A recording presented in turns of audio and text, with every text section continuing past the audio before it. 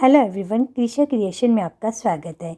आज हम बनाएंगे मैकडोनल्ड स्टाइल वेज आलू टिक्की बर्गर, जिसमें मैं आपको परफेक्ट क्रिस्पी आलू टिक्की कैसे बनाते हैं और बर्गर में यूज़ होने वाली 2 डिप बनाना बताऊंगी। तो चलिए शुरू करते हैं। बर्गर बनाने के लिए सबसे पहले बर्गर में यूज़ होने वाली 2 टिप को हम तैयार कर लेते हैं। इसके लिए मैंने 2 कटोरियों में 2 टेबलस्पून प्लेन मेयोनीज ली है। अब पहले तरह की डिप बनाने के लिए मैं इसमें डाल रही हूँ 2 teaspoon tomato ketchup, 1 teaspoon red chilli sauce और डिप में बढ़िया कलर लाने के लिए इसमें हाफ टी स्पून कश्मीरी मिर्च डाल रही हूँ। आप चाहे तो रेड फूड कलर भी डाल सकते हैं। अब इसे अच्छे से मिक्स कर लेंगे।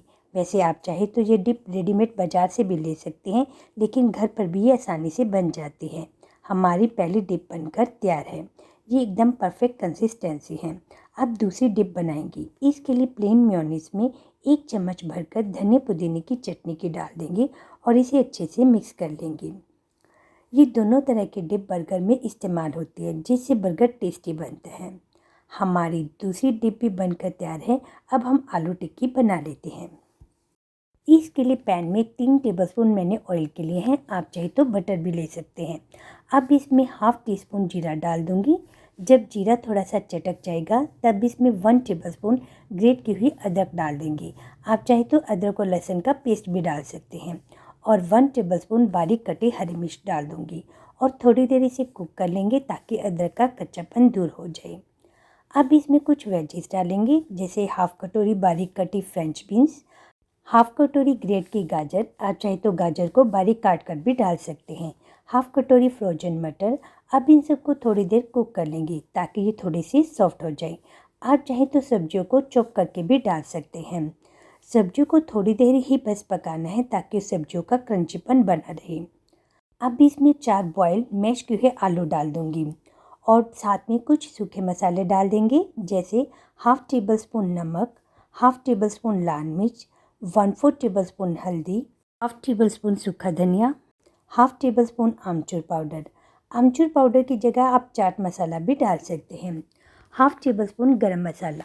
अब इन सबको अच्छे से मिक्स कर लेंगे और सब्जियों को थोड़ी देर पका लेंगे ताकि उनके अंदर का मॉइस्चर ख़त्म हो जाए। इससे टिक्कियों को तलते समय टिक्कियाँ फटती नहीं, इसलिए आलू, सब्जी और मसालों को थोड़ी देर कुक किया जाता है ताकि उसका मॉइस्चर ना रहे। अब इसमें थोड़ा सा हाथों से क्रम्बल किया हुआ पनीर डाल दूंगी और थोड़ा सा बारीक कटा फ्रेश हरा धनिया डाल दूंगी। पनीर से आलू पैटी का टेस्ट बढ़ जाता है। ये ऑप्शनल है, आप चाहे तो बिना पनीर के भी आलू टिक्की बना सकते हैं। सभी मसाले अच्छे से मिक्स हो गए हैं। हमारे आलू टिक्की के लिए मिक्सचर एकदम तैयार है। अब गैस का फ्लेम ऑफ कर देंगे और इस मिक्सचर को ठंडा होने रख देंगे।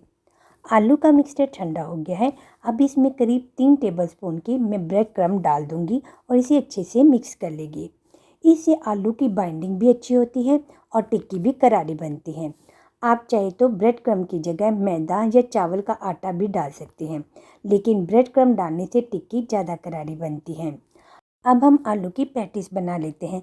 आप हाथों पर थोड़ा सा ऑयल लगा लें ताकि मिक्सचर हाथों पर चिपके नहीं। अब थोड़ा सा मिक्सचर हाथों में लेंगे, फिर मिक्सचर को गोल गोल घुमाकर पेड़े की शेप दे देंगे। फिर ये हल्का सा दबाकर फ्लैट कर लेंगे और फिर चॉपर बोर्ड या फ्लैट सरफेस पर थोड़ा सा घुमाकर इसे आलू पैटी की शेप दे देंगे।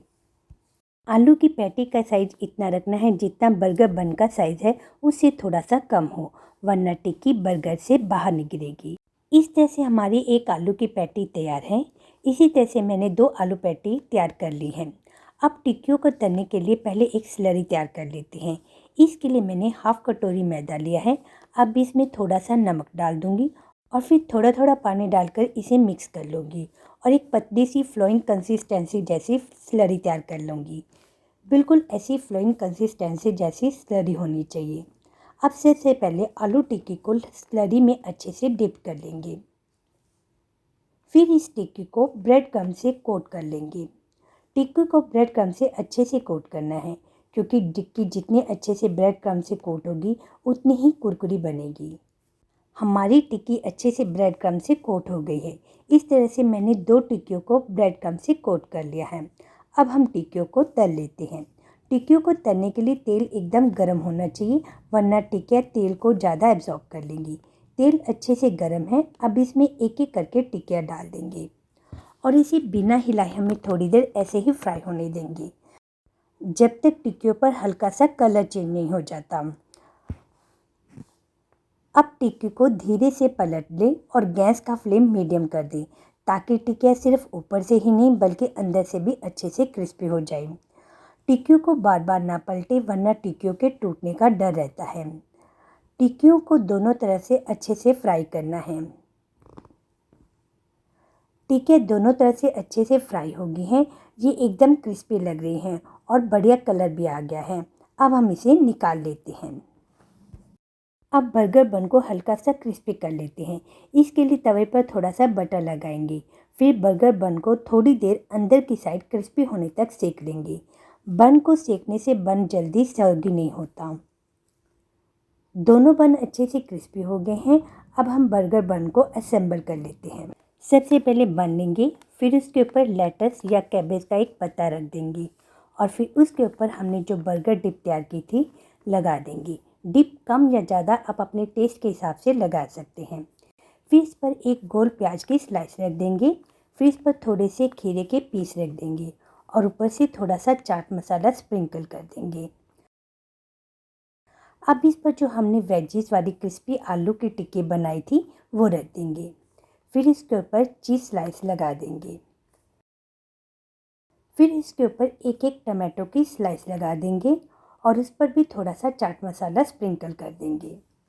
और फिर जो हमने मिंट वाली मेयो डिप तैयार की थी इसके ऊपर लगा देंगे और ऊपर से बर्गर बन को कवर कर देंगे।